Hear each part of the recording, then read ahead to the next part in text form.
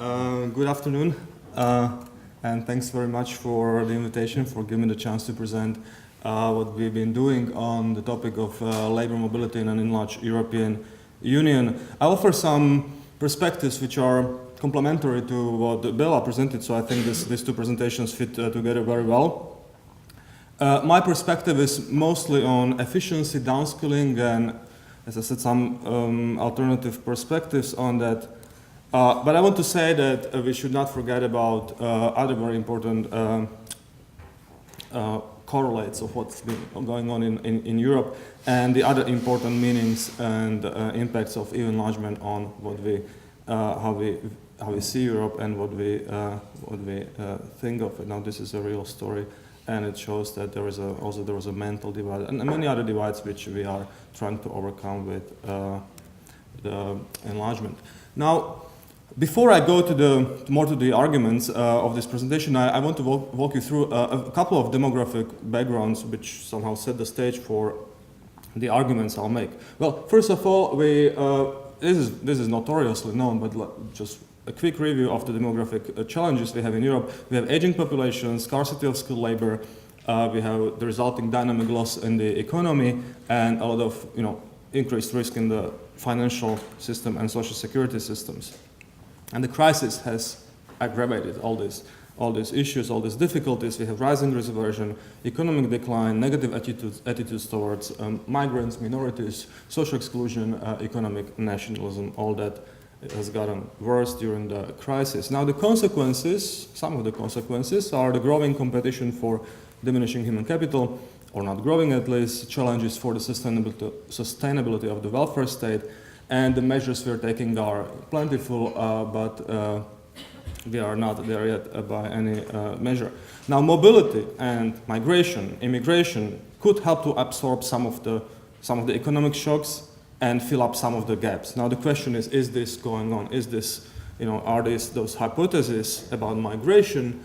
Are they, can we validate them at least, empirically in some way? Well, the hypotheses include those about optimal allocation, that mobility migration provides for better allocation of resources, adjustment flexibility, inflow of skilled workers reduces mismatches and fills up bottlenecks, and maybe inflows of skilled workers also provide for jobs for unskilled workers and vice versa. But there are also other issues such as brain drain, brain waste, or possibly brain gains. Circular mobility may provide for gains, but the question is this going on? Will that be going on? So there are many hypotheses which some of them we answer, some of them we try to answer, some of them we don't know yet. In general, let's believe at least for the next 15 minutes that there is need for mobility. And the question is, do we have any mobility in Europe, and how do the migrants from the new member states fare in Europe? Now, mobility in Europe is rather low. If we compare this to the US, Canada, or even the Russian Federation, mobility in the EU is, of course there are measurement issues, but we ignore them for a second, is much lower, significantly lower than in other countries. Now, the migrants' internal mobility within the European Union involves migration flows of migrants which are relatively well educated. You see that EU15. Now, how do we read these diagrams? If you are above the diagonal line, that means that migrants from the EU15 countries in the left panel are more skilled, or there's a larger share of high-skilled people among them than among the natives in the receiving countries. Now, we see that for the most part, migrants from the EU15 countries in the EU are more skilled than the natives. For the EU12, they are about as skilled on average, maybe slightly less skilled, but on average there is not substantial difference. Now, these migrants are eager to work. We see that their participation rates for the EU15 migrants are about as high as for the receiving populations, but for the EU12 migrants, on average, they are higher than those of the receiving populations. Unfortunately, these migrants are not always successful. Way too often they end up in poverty and unemployment. Now, if you look at unemployment rates, for the EU12 immigrants, we have higher probability of unemployment than for the migrants from the, than for the native populations in Europe. Even worse, there is a skill mismatch that's been already discussed. There is downskilling. For the EU 15 migrants, we see that they do, on average, very well. Typically, they are more skilled, more educated, and they're also working occupations which are more skilled than the native populations.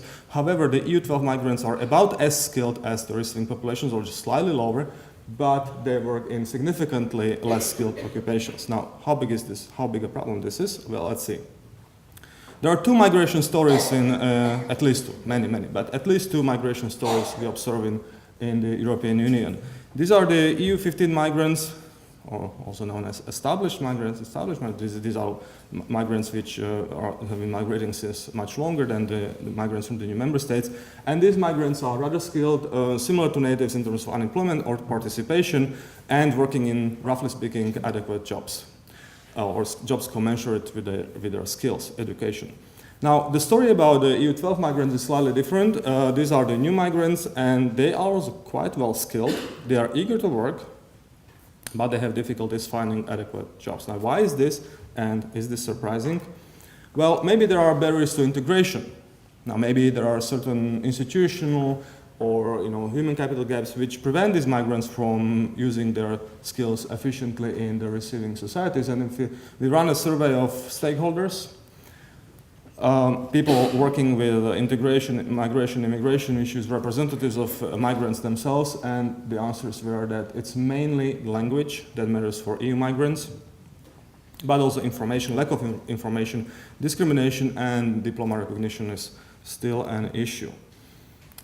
But maybe there is something about migrants themselves, or maybe there is something on the migrant side, which may matter, and this is namely their own decisions. Now, as we know fairly well, at least initially, migrants coming from the new member states to the old members, the so-called old member states, had temporary intentions. They didn't want to stay forever. They didn't want to move permanently. Their intentions were to go back to their countries of origin. So now we can these migrants. Let's have a hypothetical example. Could consider two kinds of trajectories. One, and let's assume that they were planning for 3 years. One strategy would be to first invest in overcoming all kinds of barriers, including learning the language, including finding information about the right employment, and then working for 2 years at a job that's commensurate with their skills.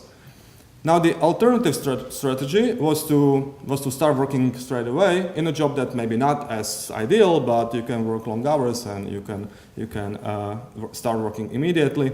And it turns out that these two strategies, because there are costs and benefits to each of them, for temporary migrants might turn such that it's the second trajectory that may be preferred by them.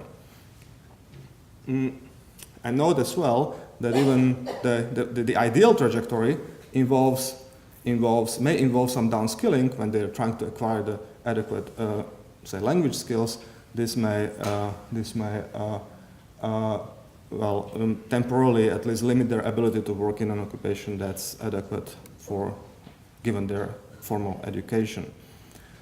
Now, to evaluate whether these two, the decisions of migrants and what kind of decisions they might have taken, we should understand who these migrants were. And there are two typical profiles of migrants coming from the new member states to the old member states. Now, profile one involves people, 45 plus, with work experience, family, children, and they work in, they had vocational education, mainly men, and work in semi-skilled jobs. Now, the other profile involves young people with no prior work experience, typically singles with tertiary education, labor market entrance, these flows were gender balanced, and these people worked mainly in low-skilled occupations. Now, concerning profile number one, there wasn't too much downskilling because these people were not extraordinarily high educated formally, and they worked in semi-skilled jobs, so there wasn't too much of downskilling. But for the profile number two, formally at least, these people had typically tertiary education, but they work in low-skilled jobs. But these people were typical were typical labor market entrants with low reservation wage and temporary, for whom strategy number 2, this one, trajectory number 2, might have been the more efficient, more attractive option. So, generally speaking, dowskilling is due to barriers is bad, and we of course would like to live in an ideal world where people use their skills to the highest possible benefit for them and for the society. But choosing trajectory number 2 is not necessarily inefficient given the choices that migrants face and given the cost of adjustment. And maybe those costs of adjustment were not worth it for the short time period they had in mind. Now the question is whether they really stay only for temporarily, but that's they base their decisions on their expectations. So that's an open issue what will really happen. Given this downskilling, now could mobility still be good, and could it be shock dampening during the crisis? I offer some insights to you. We run a few empirical statistical analysis, and what we find is, I just provide you with some results of what we find. Well, we looked at the flows of EU10 and EU2 migrants to the receiving countries in an enlarged European Union, and we found that 10% increase in the number of EU10 migrants increases EU's 15 GDP by 0.5% and per capita GDP by 0.3%. Employment goes up by 0.2%, and these are significant numbers. 0.2 doesn't sound like a big number, but if you think only about, it's a small fraction of population that moves, and if you increase that small fraction by 10%, these are not all too many people. So these are very significant, actually, very economically rather important figures. For EU2 migrants, somewhat surprisingly to us, the effects were even stronger. So the figures, if you would consider them more, we analyze a bit more, the figures actually imply positive effects on natives' productivity. So there was some reallocation which freed some resources on the native side to to go on and pursue more productive careers. We run a number of simulations which had very similar results. So the first bullet, the upper one, is about real data, empirical data from the European Union, and the second one is using a model, based on real data, but it's a simulation, and the results were rather consistent. Now, a big question is whether migrants, because the hypothesis is, well, migrants go to those sectors where there is scarcity of workforce. And the question is this really true? Do migrants go to those sectors, those occupations, those countries where they are needed? So again, we tested this on the empirical data, and we found that there is some indication that they are more mobile than natives. So they are, in the worst case, as mobile as the natives. And if we are a little optimistic about the figures we're getting, then they are slightly more mobile than the natives. That means that they are indeed filling up the gaps in the European economy.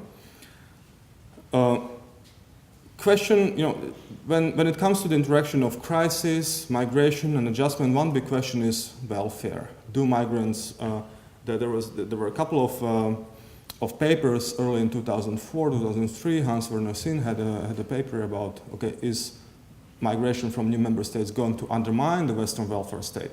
Well, so the questions we ask here is whether migrants shop for welfare or whether they abuse welfare. And I can say straight away these are outright myths. If you look at the effect of welfare generosity on migration, migrants do not decide where to go based on welfare spending, welfare benefits, generosity of the welfare system. At least not within the European Union. This is what we studied here. Now the second one is that migrants use more welfare than natives, and this is again not true. If you look at all kinds of supports such as pension, health benefits, unemployment benefits, in most countries in Europe, migrants use less welfare than natives. I can show you the diagram. If you are here the interpretation is that if you are below 1, migrants use welfare less than natives. And in most countries in Europe, migrants use less welfare than natives. And even if you look at unemployment support, where in most countries, if you're above 1, this means that migrants use welfare more than natives. even if you look at the raw data and you see that in most countries migrants actually do use welfare, you do use unemployment benefits more than natives.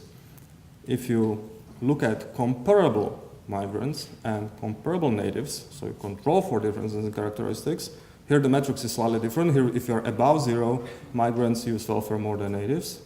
And if you account for their eligibility, you see that migrants are in fact less the discussion is not about abuse, or should not be about abuse of welfare, but about lack of access to welfare on the side of migrants.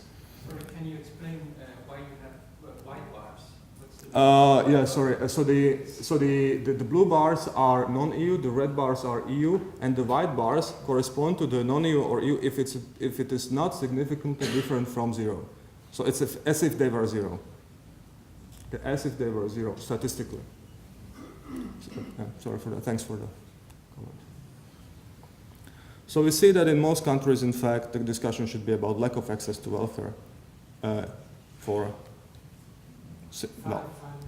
I need only 1 minute. Thank you.